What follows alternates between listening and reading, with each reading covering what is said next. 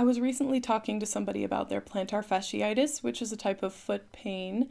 And a lot of people who have foot pain or other types of pain, they're recommended inserts to put into their shoes. So I was talking to them about the issue with just getting inserts and hoping it will help.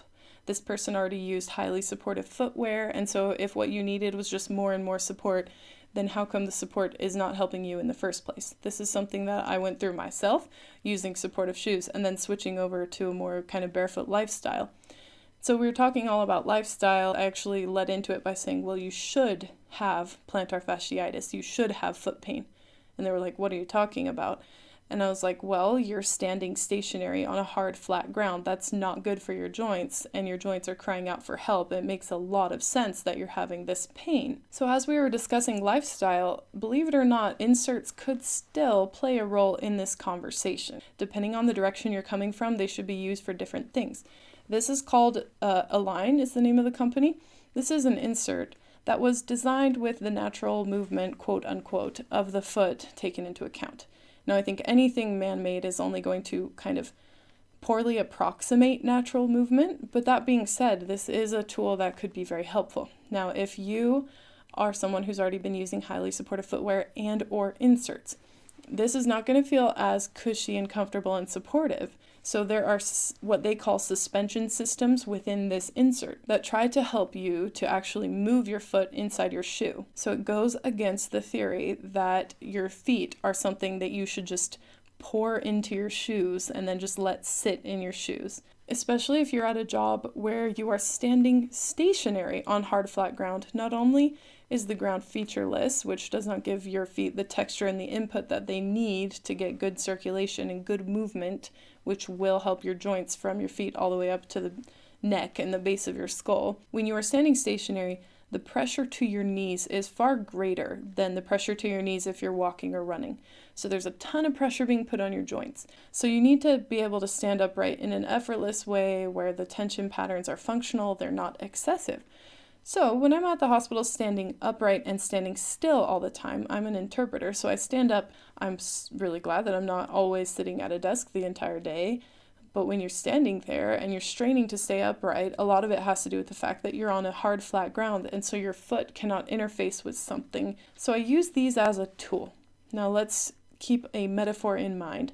If you had an overuse injury in your elbow because you golfed a lot, and let's say that golfing is how you make your living, so you don't want to give it up, but you have a repetitive use injury in your elbow.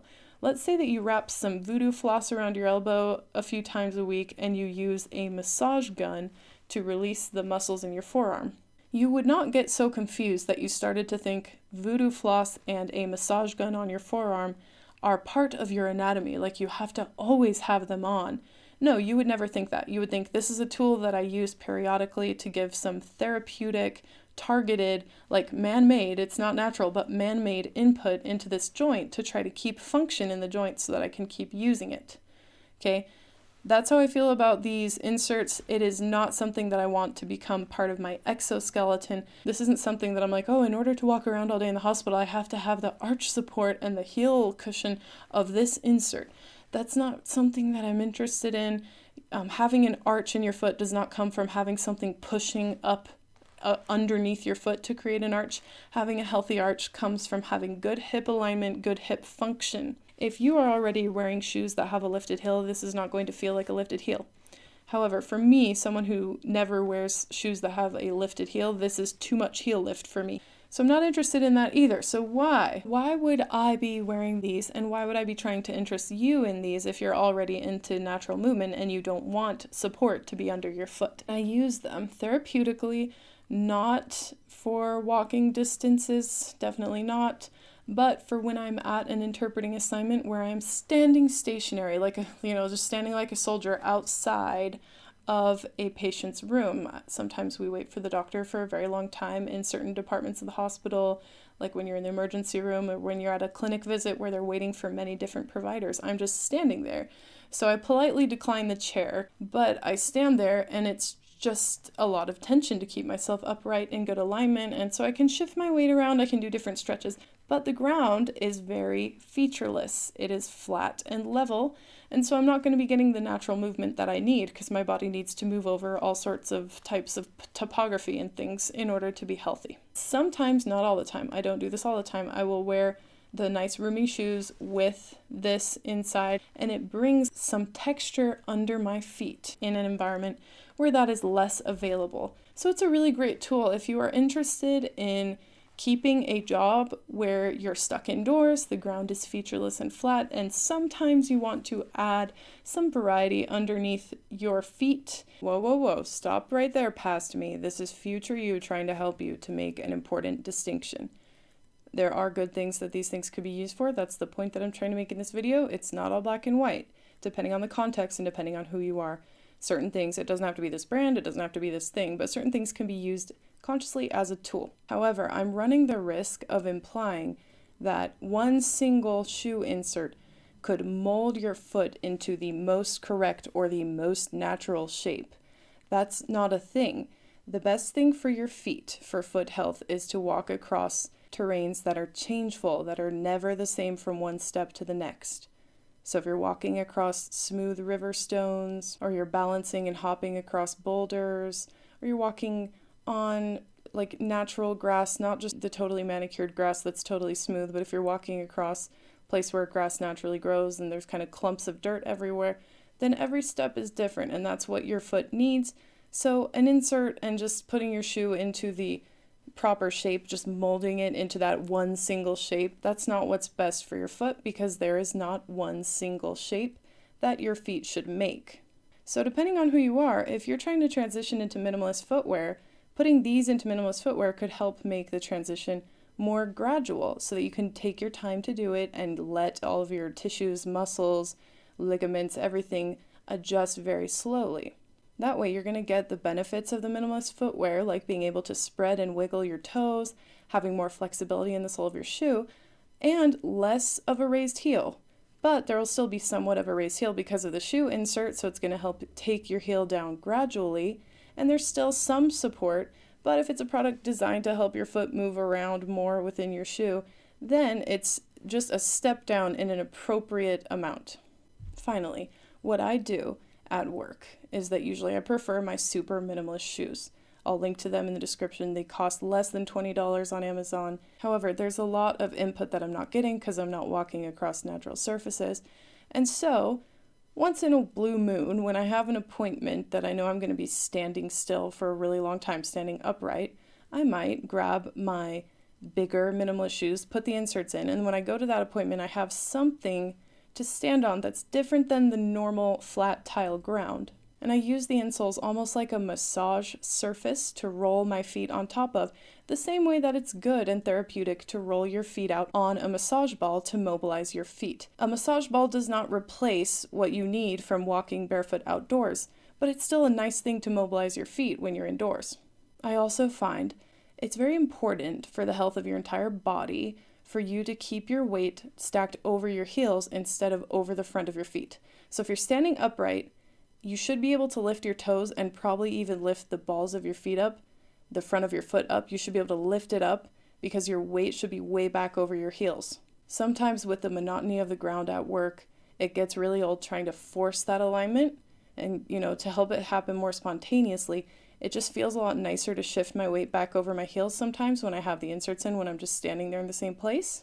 Because standing on top of the insoles, the ground moves a little bit underneath my feet, and all those micro movements that I'm able to make on top of the insole, it just makes it a lot more pleasant to shift my weight back over my heels. The balancing platform of my foot, it feels a lot more comfortable if there is something a little bit less stable and a little bit that encourages micro movements in my foot.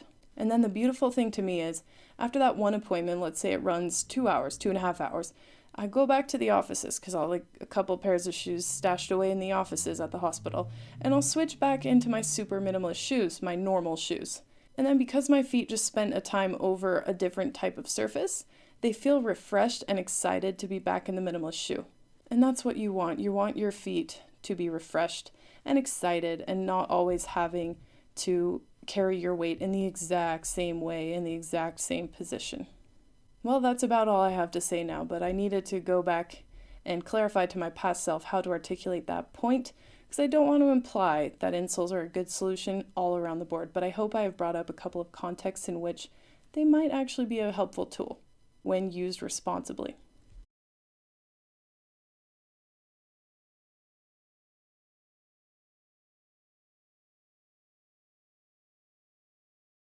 So I will put these into a pair of minimalist sneakers.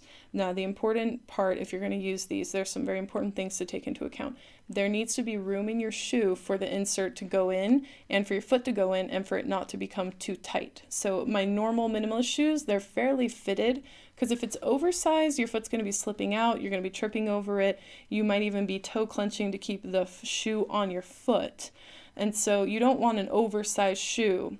These are slightly oversized to the point where I wouldn't wear them without the inserts, but they're big enough that I can put in the insert, put my foot in, and it is not squeezing anything. It is properly fitted to my foot with room for the insole as well. A lot of minimalist shoes are slip-on, however, these tie shut, and that's important because I've noticed when there is an insert in a slip-on shoe, it makes it harder for the shoe to stay on, and once again, you might be subconsciously, even if you don't know it, you might be tensing your foot to keep your foot from slipping out of that slip-on. And of course, for me, they need to be in a shoe that is not padded, that has a flexible, thin sole, that does not have a lifted heel, that has a roomy toe box. It's not just something where I put the insert into my shoe, I pour my passive feet into my shoes and just call it a day and rest my feet in my shoes and walk around on my feet like they're two immobilized planks. That is not at all what I'm suggesting, and I don't see them as something necessary every single day, but I put these into those roomy yet fitted minimalist sneakers, and I'm carrying around a little bit more texture under my feet when I need to stand stationary to try to offset the impact of standing on a hard flat ground upright and stationary for so long, because like I said, that's not compare the action in your joints from a barefoot height compared to just standing there stationary with all the pressure on your spine and on your knees for a really long time.